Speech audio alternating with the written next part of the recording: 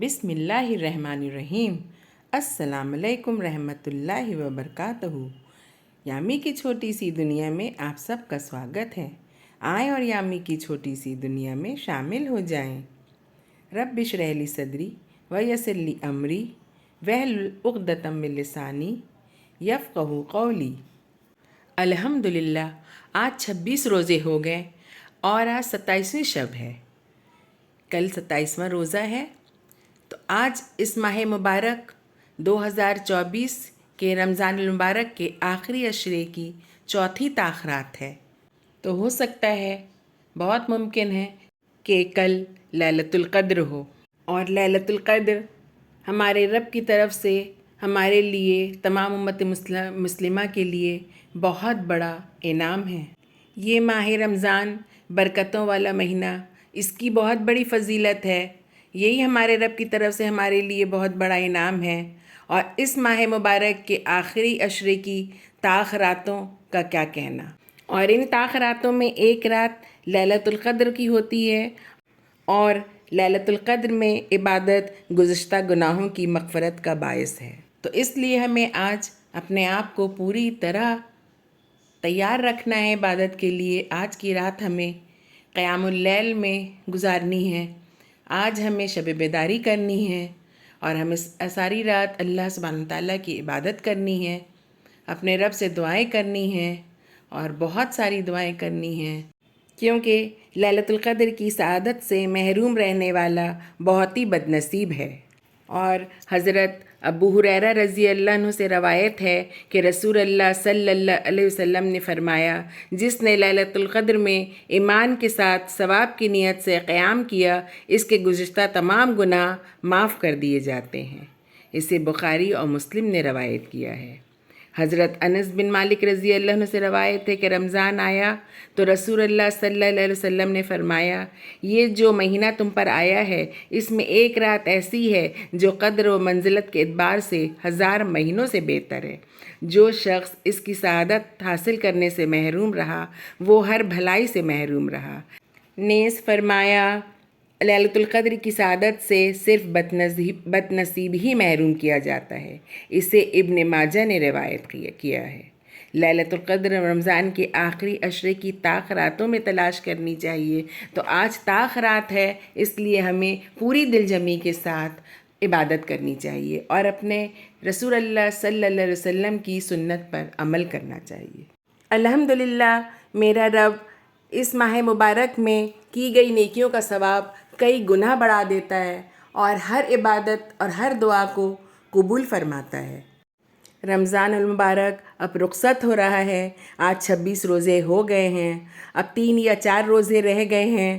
تو ان 3-4 دنوں میں اس ماہ مبارک کی رحمتوں، برکتوں سے پوری طرح ہمیں فیضیاب ہونا چاہیے، اور ان 3-4 دنوں کو بیکار کے کاموں میں ضائع نہ کر کے، فضول کی باتوں میں برباد نہ کر کے، اپنے رب سے دعائیں کرنی ہیں، عبادت کرنی ہے، قیام اللیل کرنا ہے، نمازیں پڑھنی ہیں، قرآن شریف کی تلاوت کرنی ہے، اور جتنے نیک کام ہو سکیں، صدقہ، زکوٰۃ، جو کچھ ہم کر سکیں، جتنی ہماری وسعت ہو، ہمیں پوری دل جمی کے ساتھ اور پوری نیکی کے ساتھ، نیکی کی نیت کر کے، کیونکہ رب العالمین نیتوں پہ فیصلہ کرتا ہے، تو پوری نیکی کی نیت کے ساتھ ہمیں ہر نیکی کے کام میں بڑھ چڑھ کر حصہ لینا ہے، اور ہمیں اپنے رب کو راضی کرنا ہے۔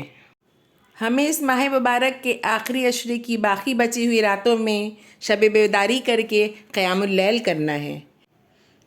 قیام رمضان یا نماز تراویح باقی مہینوں میں تہجد یا قیام اللیل کا دوسرا نام ہے۔ نماز تراویح یا تہجد کی مسنون رکعتیں 8 ہیں، لیکن غیر مسنون رکعتوں کی کوئی حد نہیں، جو جتنی چاہے پڑھے۔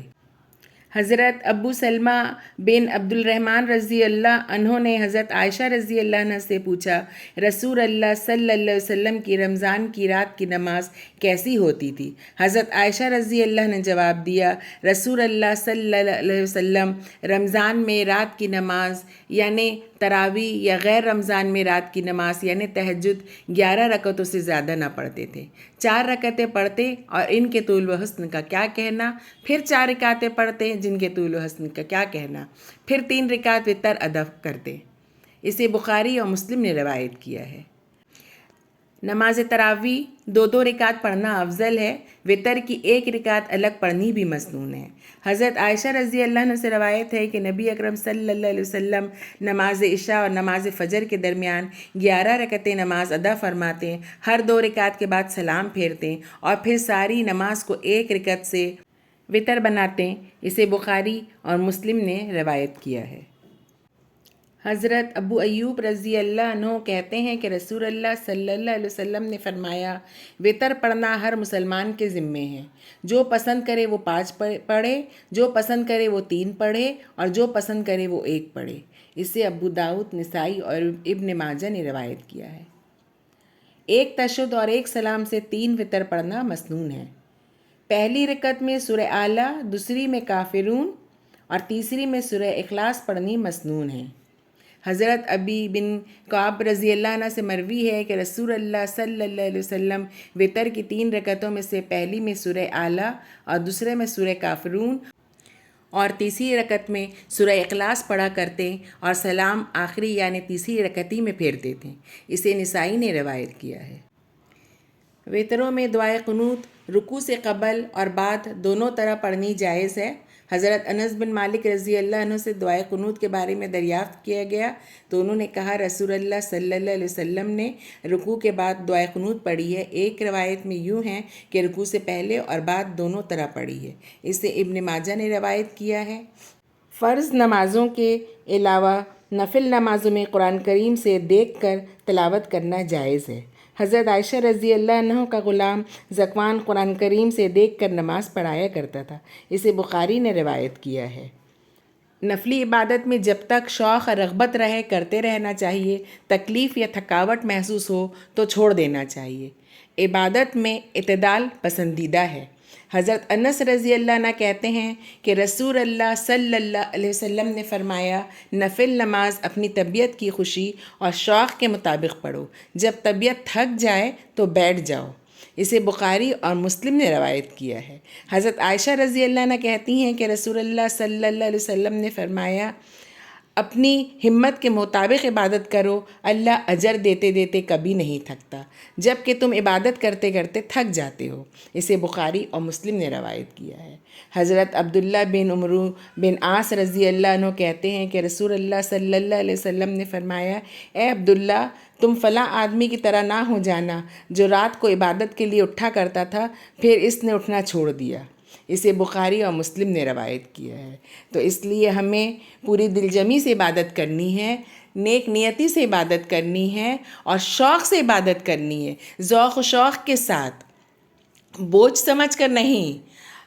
थोड़ी इबादत करें, जितनी इबादत कर सकते हैं। अल्लाह का ज़िक्र करें, दुआएं करें, मगर ज़ौक़ शौक़ से करें, बोझ समझ कर नहीं।